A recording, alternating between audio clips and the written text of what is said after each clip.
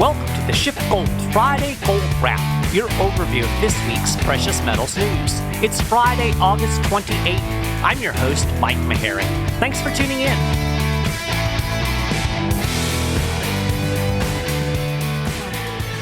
Okay, so this episode of the show is going to be a little bit different. I'm actually recording this on Wednesday evening.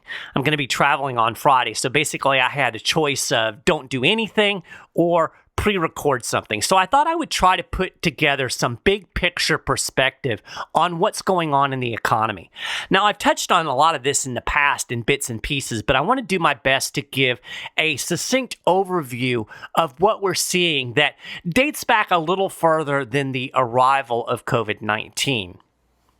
Now, as far as the news goes, it's really been pretty quiet in terms of the precious metals markets. Of course, we had the big spike to back over $2,000 an ounce for gold when everybody found out that Warren Buffett was interested in the yellow metal. But it pretty quickly corrected again, and we seem to have settled into a range between $1,900 and $1,950 an ounce. The biggest newsmaker so far this week was the new home sales figures. They blew away expectations in July, coming in at the highest level since 2006. This comes on the heels of a 24.7% spike in existing home sales, according to the National Realtors Association data that came out last week. So a lot of people are taking this as a sign of a strengthening economy. People are buying houses. Anything to feed the myth, right? So we haven't seen home sales like this since 2006. You do remember 2006, don't you? That was the height of the housing bubble. That didn't end well, and honestly, I have a feeling this one won't end well either. It's the same root cause, too. Mortgage rates are like 2.5%, and it's fueling another bubble. Peter Schiff talked about it in his podcast this week. I'll post that on the show notes page, and you can check that out for yourself. The other big deal this week will happen on Thursday when Jerome Powell gives his speech at Jackson Hole. If he sounds remotely dovish, it will probably give gold another little boost, but whether he sounds dovish or not, I'm pretty certain you won't see the Fed normalizing interest rates or any QE anytime soon. That's just not in the playbook. And so that kind of brings us to the subject at hand. Now, people have a short memory, right? Our brains tend to operate on this 24-hour news cycle. So if you ask the average person why the economy is struggling right now, they're going to say it's because of the coronavirus. And in a sense, they're not wrong.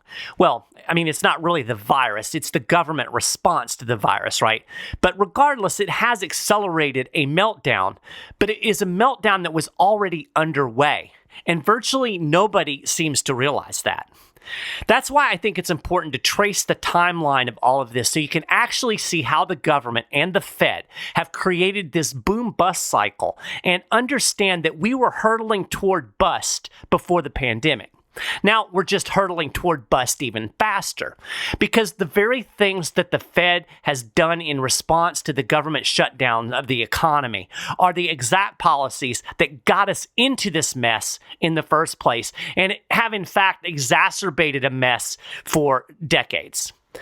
I've said this before, you can't grasp the economic big picture without really understanding how Federal Reserve monetary policy drives the boom-bust cycle.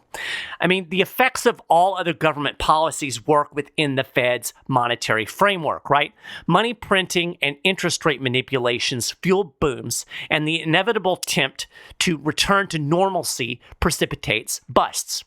In the simplest terms, easy money blows up bubbles, bubbles pop, and set off a crisis, wash, rinse, repeat over and over again. So what I want to do today is take us back in time, a little trip back in time, all the way back to the 1970s. Now, you will recall that is when Richard Nixon severed the last vestiges of the gold standard and turned the dollar into a pure fiat currency. Nixon also implemented a lot of awful economic policies, including wage and price controls. The result, stagflation. No economic growth coupled with runaway price inflation, something the Keynesians claimed couldn't happen, by the way. But when you remove all of the restraints on money printing, money printers are going to print. I mean, I could spend an hour talking about the missteps of the 1970s, but I don't really have time, so I'm going to forge ahead. So enter Paul Volcker. He was actually appointed to head up the Fed by Jimmy Carter, who incidentally started undoing some of Nixon's regulations as well. But we generally associate Volcker with Reagan because the president had his back. Volcker allowed interest rates to adjust upward as they should when you have price inflation. In fact, interest rates got up to like 20%. Now, can you imagine a 20% interest rate today with all of the debt in the economy? I mean, it was pretty painful then, but it did allow the economy to reset. Unfortunately, it merely set the stage for the Fed to blow up a series of bubbles. So here are the mechanics of how all of this works. In practice, when the economy slows or enters into a recession, central banks like the Fed drive interest rates down and they launch quantitative easing programs to stimulate the economy. Low interest rates encourage borrowing and spending. The flood of cheap money that's suddenly available allows consumers to consume more. So that's why they call it stimulus. It's stimulating consumption. It also incentivizes corporations and government entities to borrow more money and spend more money. Coupled with quantitative easing, the central bank can pump billions or even trillions of dollars of new money into the economy through these loose monetary policies. In effect, QE is a fancy term for printing lots of money. The Fed doesn't literally have a printing press in the basement of the Eccles building, running off dollar bills, but it generates the same practical effect. The Federal Reserve digitally creates money out of thin air and uses the new dollars to buy securities and government bonds, thereby putting the cash, using air quotes, directly into circulation. QE not only boosts the amount of money in the economy, it also has a secondary function. As the Federal Reserve buys U.S. Treasury bonds, it monetizes government debt. The central bank can also buy financial instruments like mortgage-backed securities, like it did during QE1 in 2008. This effectively serves as a bank bailout. Big banks get to remove the worthless assets from their balance sheet and then shift them to the Fed's balance sheet.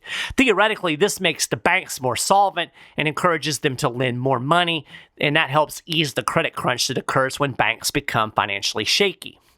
So this monetary policy results in a temporary boom. All of that new money has to go somewhere, right? It could result in rising consumer prices. So that's what we call inflation, although the actual money printing is, in fact, the inflation. But generally, it has pumped up the prices of assets like real estate and the stock market, and it creates this fake wealth effect. People feel wealthier because they see the value of these assets rapidly increasing, so they have paper profits. With plenty of debt-driven spending and rapidly increasing asset prices, the economy grows. I mean, sometimes even at a staggeringly fast pace.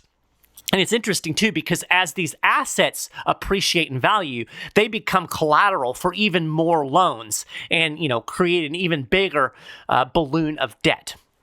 So in theory, all of this stimulus will lead to a recovery. And once the apparent recovery takes hold, the Fed tightens its monetary policy. It ends QE programs, and then it begins to nudge interest rates back up.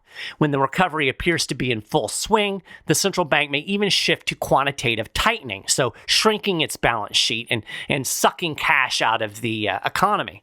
During the boom, governments, consumers, and corporations, they'll pile up enormous amounts of debt.